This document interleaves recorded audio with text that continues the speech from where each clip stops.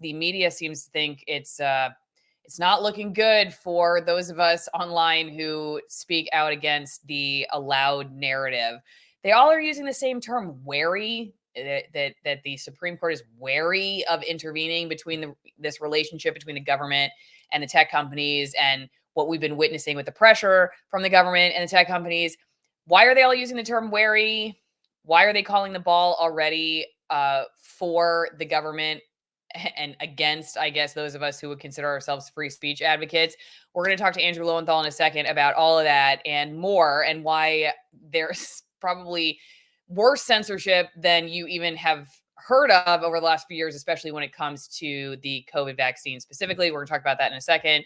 Don't forget, if you want an extremist experience, but you don't want to get ripped off of social media, you don't want to go to federal prison, it is become an extremist wine drinker. These are extremist altitude wines from between 6,000 and 9,000 feet.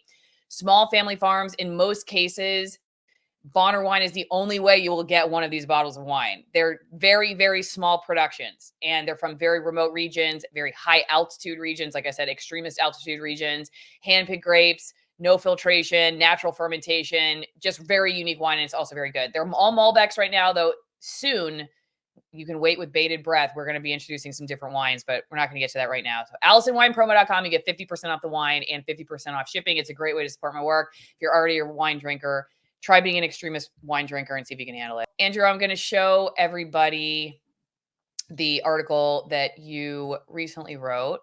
Stanford's virality project pushed to censor the vaccine injured. And you were on the show before talking specifically about Stanford's virality project and generally speaking, what you were looking into. Let's talk briefly about the media coverage of the Supreme Court proceedings related to this case, which once was Missouri v. Biden, but now is Murthy versus Missouri. Am I saying that right? Mm-hmm. Yes. Okay. But the idea is what we've been talking about for the last few years, that the plaintiffs are alleging the government pressured, coerced the tech companies to remove speech, and that it was using these tech companies an arm of the government to remove speech and thereby violating the First Amendment. And when I was looking at the headlines, I found it really interesting that several major outlets used the same word, wary, Supreme Court wary of restricting government contact with social media platforms and free speech case. That's CBS, Reuters. U.S. Supreme Court seems wary of curbing U.S. government contacts with social media platforms. BBC, Supreme Court wary of limiting government contact with social media platforms. Like, these people have a thesaurus. I mean, can you find another word? I don't know. So whenever I see that, what? Yeah, no, they could. I believe I can send them a link to a thesaurus if they need one. Gosh. Anyway, yeah, I mean, you can even get it online. The place they want to restrict speech on. You're going to run out of words if you keep applauding for censorship. You're going to run out of words. You guys are going to have to keep using the same words all the time. Anyway, so I just think that's always interesting. Whenever I see the same headline over and over again, I'm thinking, all right, how did they all come up with this? I am very skeptical that it's just because they all watched the entire proceedings and found the same interpretation of the projected outcome of this case being against the plaintiffs, essentially. What do you think about it? Well, I mean, wary actually probably is a reasonable description, having sat in the court. I mean, I guess you could also use timid, unenthusiastic, all manner of different similar words, but they were not. Yeah, they were a bit kind of unenthusiastic about some of the arguments. I think at least the oral arguments. Obviously, you also have these massive briefs that outline. Give me an example. Case. Can you give me an example, Andrew? So one was standing. So they were. So also, just to be clear, so for people who don't know, the plaintiffs and you're in this, covering it. Should we tell people that too? You're there. You're actually covering the case in the United States. Yeah, right I now? was in. Yeah, when I'm not. Yeah, so I was in the court. Yeah, I was in the court. Okay. So good one of the things that came up was standing. So do the plaintiffs have standing? So just to be clear, also so people know who the plaintiffs are, three doctors and professors of various levels. So people would know Jay Bhattacharya, perhaps of Stanford, Martin Kulldorff, who just got fired from Harvard, and another doctor called Dr. Aaron Kheriaty, who was at the University of California, Irvine. And there's another woman called Jill Hines and a man called Jim Hoft as well, plus the states of Louisiana and Missouri, who were kind of acting on behalf of their citizens. So one of the arguments was that there's not enough standing, there's not enough direct link to the people who the plaintiffs. So, for example, there isn't in the case, for example, even though there is plenty of proof that Jay Bhattacharya was censored, there's nothing directly from the government saying, hey, take Jay Bhattacharya down, or hey, Twitter, can you shadow ban Jay Bhattacharya, as it was discovered later Twitter had done. For others like Jill Hines, I believe there is kind of much more tangible direct links. RFK, who's not on the case, but I believe has his own separate case, it's very, very clear that that there is, because it's direct attempts by the White House to censor RFK Jr., but they can't include that in that case. So that was one of the things that they got a little bit finicky on. I spoke with Aaron Kheriaty afterwards, and there's an interview actually there on my Substack with both him and Jay Bhattacharya. We had a quick sit down the afternoon of the case. Aaron felt confident that standing would be upheld. So that was essentially one of the things that they got down in the weeds around. But the other was again the question of significant encouragement, coercion. But even some justices, like Justice Jackson, went beyond the Constitution essentially, and she said that she felt the First Amendment hamstrung the government.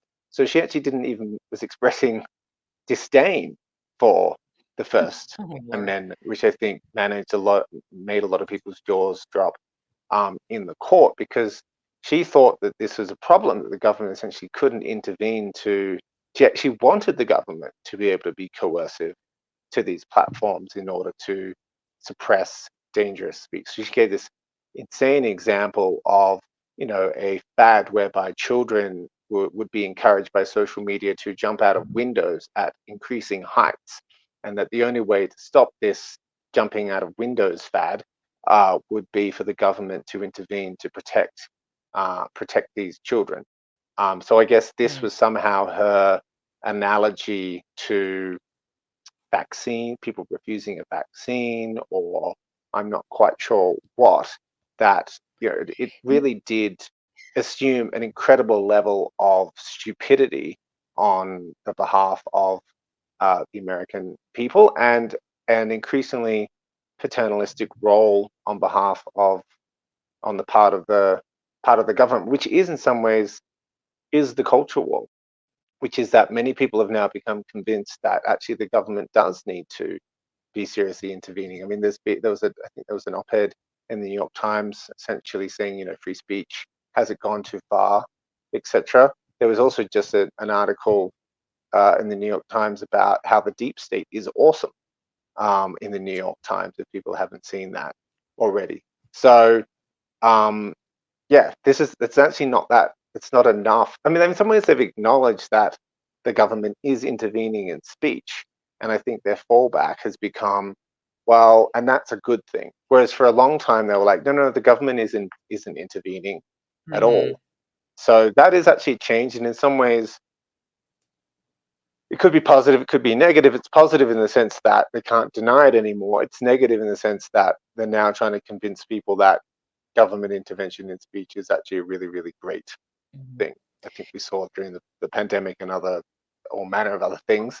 Iraq war, I mean, how many examples do you want to give? You could give hundreds, that the government is actually generally the biggest purveyor of mis and disinformation.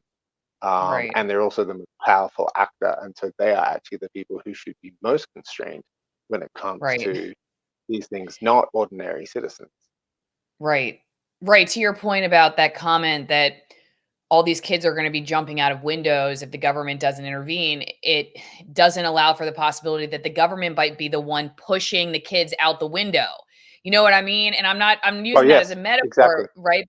You see what I'm saying? I mean, if the government is the one that's behind the problem, they always default to the government never making a mistake with their interventions, as if that has Totally. never happened before. It's like, And like this you was a said, I bit mean, of a problem with the lawyer for the plaintiffs, was that he really didn't challenge that yeah, enough.